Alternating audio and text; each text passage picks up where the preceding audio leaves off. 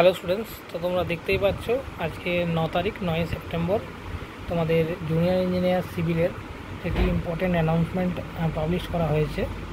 তো তোমাদের যে অনলাইন ডকুমেন্টস ভেরিফিকেশনের যে প্রসেস চলছিল তার লাস্ট ডেট ছিল কিন্তু তোমাদের 20 সেপ্টেম্বর, তোমরা জানো, এবং শুরু হয়েছিল তোমাদের 30 আগস্ট। এখানে ইম্পর্টেন্ট একটা অ্যানাউন্সমেন্ট জানানো হয়েছে। তো অ্যানাউন্সমেন্টে কী বলা হয়েছে আমি সেটা ডিসকাশন করব।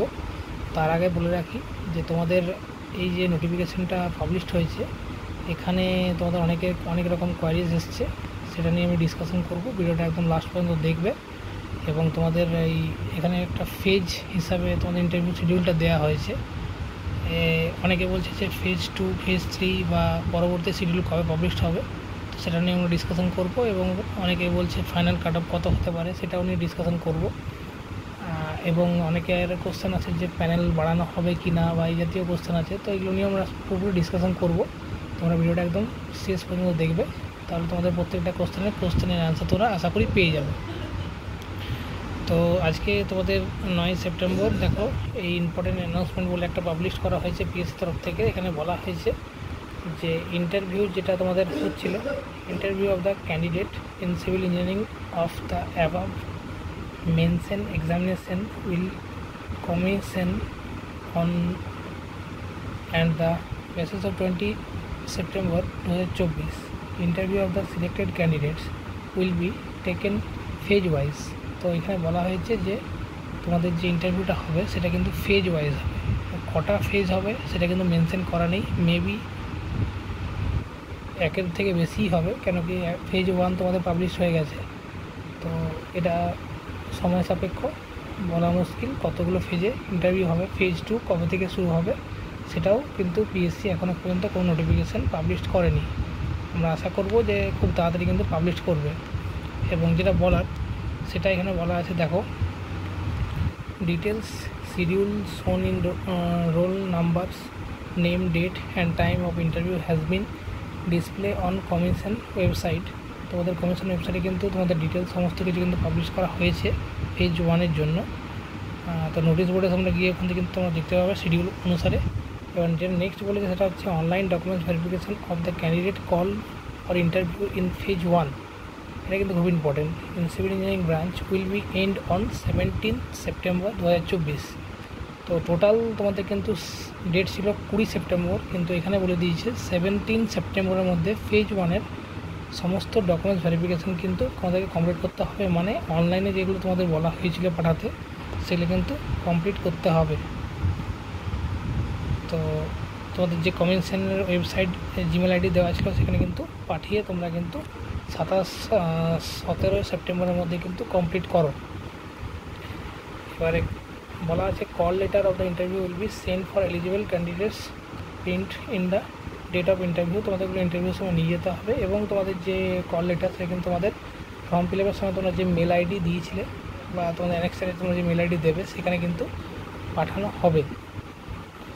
তো এরপর আমি একটা কোশ্চেন তোমাদের এখানে ডিসকাশন করে দিচ্ছি, সেটা হচ্ছে যে তোমাদের কটা ফেজে হবে সেটা কিন্তু ডিপেন্ড করা নেই। দেখা গেছে যে তোমাদের এই যে ফেজ 1 যে পাবলিশ করা হয়েছে সেখানে টোটাল 10 দিনে তোমাদের কিন্তু 160 জন মতন ডাকা হয়েছে। তো তোমাদের 5 তারিখ কিন্তু ছুটি পড়ে যাচ্ছে গভর্নমেন্টের, ওয়েস্ট বেঙ্গলের। আর তোমাদের কিন্তু ছুটিটা আবার ওপেন হচ্ছে 20 তারিখের পর, মানে 21 তারিখ থেকে আবার একটা ইন্টারভিউ কিন্তু কন্ডাক্ট হতে পারে।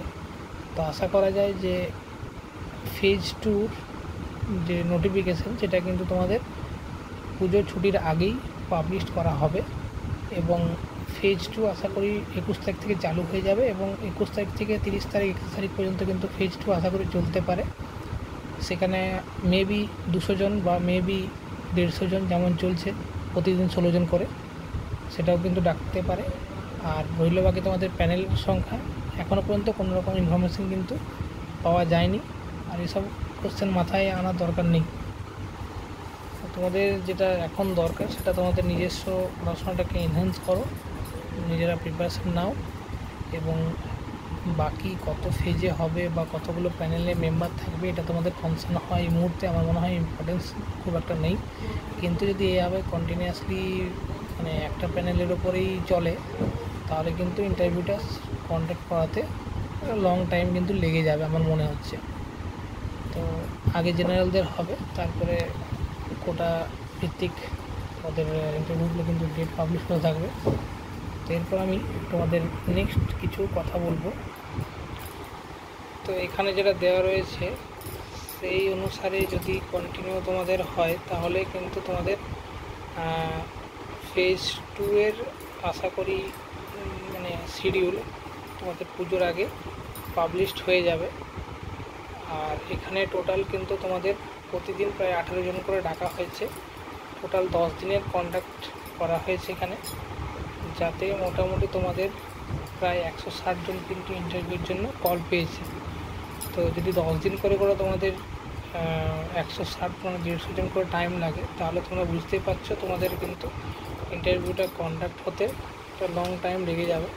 তো সেক্ষেত্রে যদি পিএসসির তরফ থেকে পিএসসি নিজেই মানে প্যানেল সংখ্যা বাড়ায়, তাহলে কিন্তু প্রসেসটা তাড়াতাড়ি হতে পারে। এবং এটা আমি এখনও বলছি, এটা প্রেডিক্ট করা আমার পক্ষে সম্ভব নয়, আমার পক্ষে কেন কারোর পক্ষে সম্ভব নয়। তো তোমরা তোমাদের নিজেরাকে রেডি করে যত তাড়াতাড়ি পারবে নিজের প্রিপারেশনটাকে বুস্ট আপ করে নিজের মতন জায়গায় কন্টিনিউ থাকো। এবং রইল বাকি তোমাদের ফাইনাল কাট অফও কিন্তু কারো পক্ষে বলা সম্ভব নয় কত বেশি হবে কত কম হবে। এবারে এটা প্রেডিক্ট করা এই বছরে কোনো কিছুই কিন্তু সম্ভব হচ্ছে না পিএসসি তরফ থেকে। তো তোমরা তোমাদের বেস্টটুকু দেওয়ার চেষ্টা করো, এইটুকুই আমি বলতে চাইলাম। আর যদি কোনো কনফিউশন থাকে তাহলে কমেন্ট সেকশনে অবশ্যই কমেন্ট করবে, আমি চেষ্টা করব তার সলিউশন করার জন্য। ধন্যবাদ।